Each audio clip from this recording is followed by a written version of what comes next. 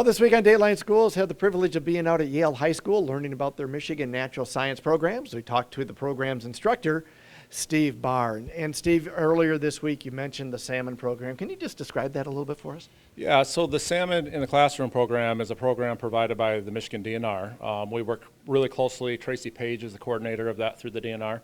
We'll pick up the eggs, they're eyed eggs. We pick them up in November, and the students have the opportunity to learn about salmon, the salmon and how they got to the state of Michigan.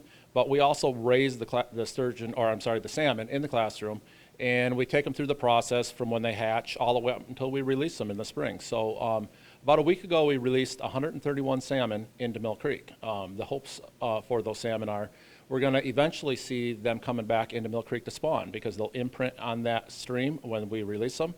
They'll go out in the Great Lakes for their life cycle. In about 3 to 4 years, we might see them coming back into the stream. Now, I know the first group of salmon you released was right when when the pandemic first started.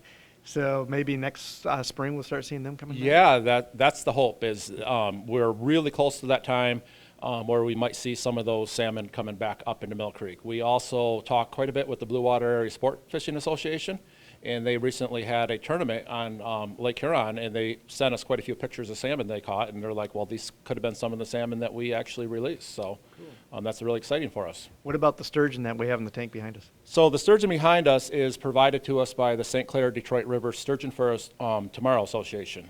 It's a great program. I really like the sturgeon in the classroom because it connects to us here locally because we have a great population in St. Clair River.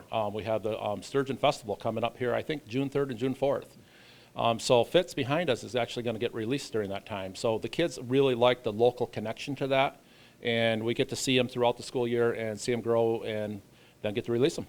How old is this sturgeon that you have in your classroom right now? I would say that this sturgeon is just about a year old right now. We'll be back with more tomorrow. For Dateline Schools, I'm Terry Herring.